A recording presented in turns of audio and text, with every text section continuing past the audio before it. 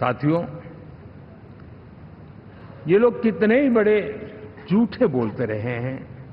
और आप देखिए, चुनाव के समय उन्होंने देश के सामान्य नागरिक को गुमराह करने के लिए जो पर्चियां बांटी कि ये देंगे और वो देंगे और टिकना देंगे, फलाना देंगे। 2 दिन से मैं देख रहा हूं कि कांग्रेस के दफ्तरों पर लोग कतार लगा के खड़े हैं कि पर्ची है, 1 लाख रुपया कहां है, लाओ भाई, मांग रहे हैं लोग। यानी आपने जनता जनार्दन की आंखों में कैसा उनको भ्रमित किया, कैसी आंख में धूल झोंक दी कि वो बेचारा सामान्य नागरिक मान के चलता था, हाँ भाई 4 जून के बाद रुपया मिल जाएगा, इसलिए वो जाके खड़ा रह गया। और अब उसको धक्का मारा जा रहा है, डंडे मारे जा रहे हैं, वहां से निकाला जा रहा है। अब इस प्रकार का चुनाव, ये अपने आप में देश के गरीबों का अपमान है, हमारे देश के सामान्य नागरिकों का अपमान है। और कभी भी देश ऐसी हरकतों को न भूलता है, न ही कभी माफ किए बिना माफ कभी करता है।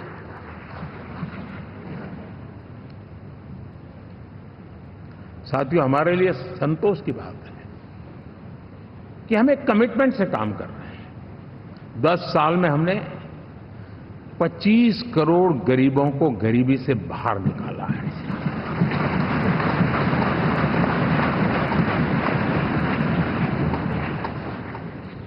गरीब कल्याण का एक सुरक्षित मजबूत कवच दिया है हमने उसको, और उसके अंदर भी एक नए एस्पिरेशंस पैदा हुए हैं कि हां, अब मुझे गरीब नहीं रहना है, और उसके लिए मुझसे जो हो सके मैं हर अवसर का फायदा उठाऊंगा।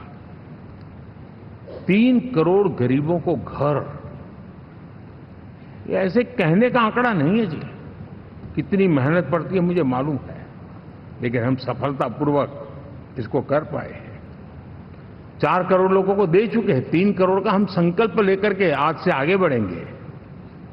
यानी ये भी हिम्मत है कि 4 करोड़ देने के बाद जिन परिवारों का विस्तार हुआ है, जरूरत पड़ी है और राज्यों की भी उसमें इच्छा है, 3 करोड़ नए घर बनाने का संकल्प। 70 वर्ष की आयु से ऊपर के व्यक्तियों को, नागरिकों को 5 लाख रुपए तक इलाज के लिए मुफ्त इलाज की व्यवस्था। मुद्रा योजना के तहत हमारे नौजवानों को कारोबार के लिए 20 लाख तक की उनकी बैंक से उनको लोन मिले, इसकी व्यवस्था। ये मैं समझता हूं कि वायदा हमारे तीसरे कार्यकाल की गारंटियां, सब मैं अभी बताता नहीं हूं, लेकिन इन गारंटियों के प्रति हम कमिटेड हैं और उसे पूर्ण करने के लिए हम कोई कमी नहीं रखेंगे। साथियों, गरीब का सशक्तिकरण और मिडिल क्लास को सुविधा, ये हमारी प्राथमिकता है, क्योंकि मध्यम वर्ग अब इस देश का एक बहुत बड़ा चालक बल है। भारत की ग्रोथ स्टोरी में ये ऐसे ऐसे नए फोर्सेस मैं देख रहा हूं जो हमारी बहुत बड़ी शक्ति बनने वाले हैं, और इसलिए हम उस पर भी उतना ही, और मिडिल क्लास की बचत कैसे बढ़े, सेविंग कैसे बने, उसके लिए, उसके क्वालिटी ऑफ लाइफ के लिए हम क्या कर सकते हैं, हमारी योजनाओं का विस्तार कैसे किया जाए, हमारे नीति नियमों में बदलाव कैसे किया जाए, उस पर भी हम आने वाले दिनों में काम चाहते हैं। साथियों, पंचायत से पार्लियामेंट तक हमारी नारी शक्ति की सक्रिय भागीदारी, ये हमारा कमिटमेंट है।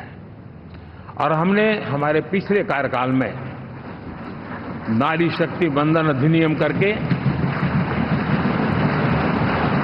उस बात को हमने आगे बढ़ाया है, और वो दिन दूर नहीं होगा जब हमारे सदन में बहुत बड़ी तादाद में हमारी माताएं बहनें देश का नेतृत्व करती हुई दिखाई देगी।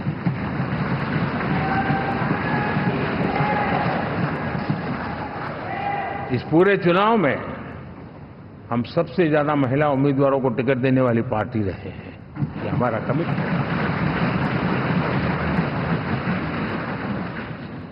हमारी महिला सांसदों को जो आशीर्वाद देश की जनता ने दिया है, मैं इसके लिए विशेष रूप से उनका आभार व्यक्त करता हूं।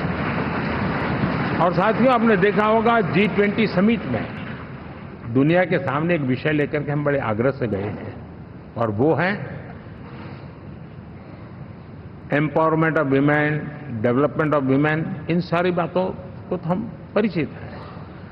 हमने एक नया शिफ्ट किया है और हम G20 समिट से भी इसको आगे बढ़ा रहे हैं, विमेन लेड डेवलपमेंट।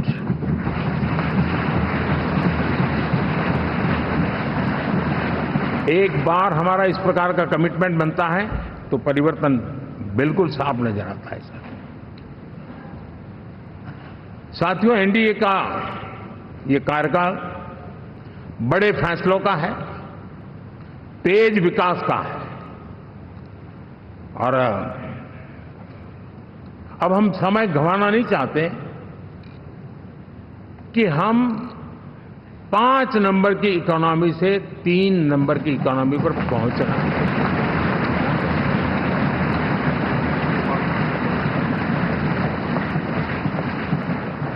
और ये खाली 5 और 3 का आंकड़ा नहीं है। उसके कारण जो अर्थव्यवस्था का कद बन जाता है, वो सामान्य मानवीय की आशा आकांक्षाओं को पूरी करने के लिए सरलता बढ़ जाती है।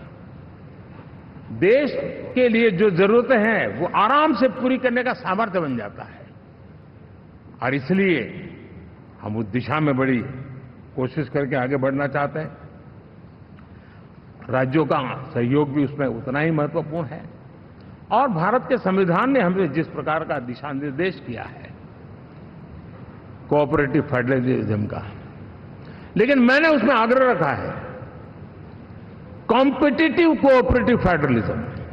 हमारे राज्यों के बीच में भी तंदुरुस्त स्पर्धा हो, राज्य और केंद्र के बीच में भी तंदुरुस्त स्पर्धा हो, हम अच्छा करने की स्पर्धा करें, और उस दिशा में हम आगे बढ़ना चाहते हैं। और हमने देखा है कि जब मैं कॉम्पिटिटिव कोऑपरेटिव फेडरलिज्म की बात करता हूं, आपने देखा G20 समिट हम एक जगह पे कर सकते थे, हम भी मालाएं पहन करके फोटो निकलवा सकते थे, लेकिन हिंदुस्तान के अनेक शहरों में 200 से ज्यादा मीटिंगें हुई, और दुनिया भर के नीति निर्धारक जो कहे G20 देशों के और बाकी भी 5-7 देशों के, वो हिंदुस्तान के कोने कोने में गए, उनके देशों में जाकर के भारत की विविधता, भारत की विशालता, इसकी चर्चा कर रहे हैं।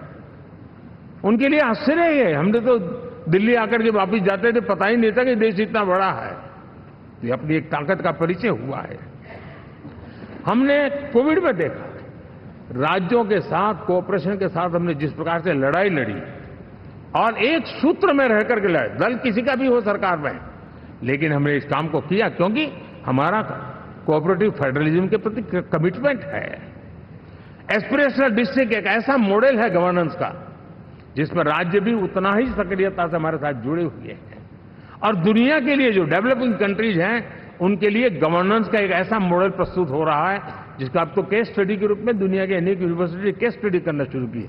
अब उसको हम आगे बढ़ाते हुए एस्पिरेशनल ब्लॉक की तरफ ले जा रहे हैं, ताकि हमारे ग्रासरूट लेवल पे भी जो वीक एरियाज हैं, जहां सुविधाएं अभी सामान्य एवरेज से भी नीचे हैं, उसको हम जल्दी से जल्दी उस स्टेट की एवरेज तक लाना चाहते हैं। देश का रीजन, कोई भी क्षेत्र हो, सर्वांगीण विकास को लेकर के हम चले।